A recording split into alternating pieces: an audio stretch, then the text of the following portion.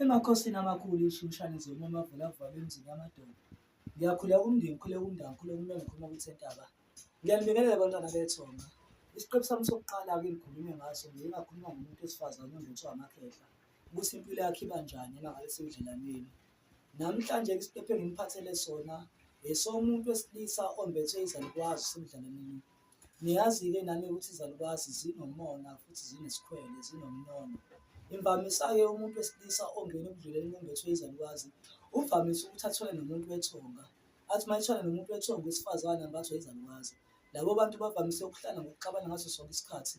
Imvama umuntu wesilisa onezalukazi uvamise ukusola umuntu wesifazane njalo amsole ngento engekho ngoba phela izalukazi uma engayibikelanga ukuthi useyangena othandweni ziloke zazi yena kuphela zimazi omunye umuntu. Umuntu-ke onemoya, umuntu onomoya wezalukazi noma umuntu ombethwe uma engena ebudlelwaneni uke ayibikele izalukazi ngayo yonke impilo yakhe ayiphilayo. Ubona isikhathi esiningi-ke umuntu wesilisa onemoya uma ngabe ethandana nomuntu ahamba amsole kube ngathi khona umuntu alala naye.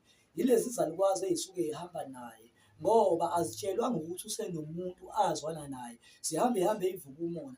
Manje injongo yami ngiloke ngiqwashisa ngemimoya kancane kancane ngoba imimoya ihlupha abantu bagcina baze bahlukane bethandana, kanti inkinga yabo bambethwe imimoya abayi-understand-i.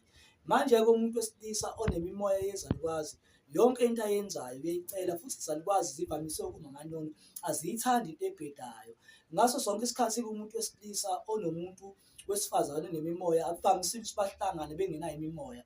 Manje-ke lo wesilisa uhlezi edlinza ngalo muntu asuke ethandana naye ngoba izalukazi kuyena zinesikhwele.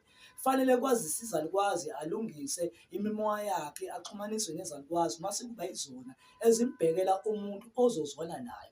Manje lezi iy'qephu zami engizenzayo ngokuhlukanisa imimoya, ngihlukanisela abantu ukuthi babe ne-understanding yokuthi bazazi ukuthi baphila mpiloni ngoba abantu abaningi bazaliwe kodwa bazalwa phezu kwesisekelo esingekho samathongo. Abazali abasizalile-ke amathongo abasawalandeli. Uthola umuntu uyaphuma uyangena othandweni ngenxa yokuthi akazitholi ukuthi yena uphila impilo enjani. Manje injongo yami yokuchaza ngemimoya embethe abantu ngokuhlukahlukana yingoba abantu baze bahlukane kade akufanele bahlukane. Isona-ke isizathu nenjongo yami mina ngizochaza ngemimoya.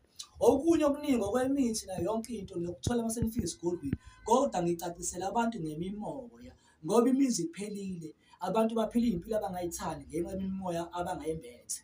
Bengichaza ngomuntu wesilisa ombethwe izalukazi ukuthi impilo yakhe ayikhethwa uyena. Bahlala labo bantu ngokuxabana nabantu abazwana nabo abangena nabo ebudlelwaneni.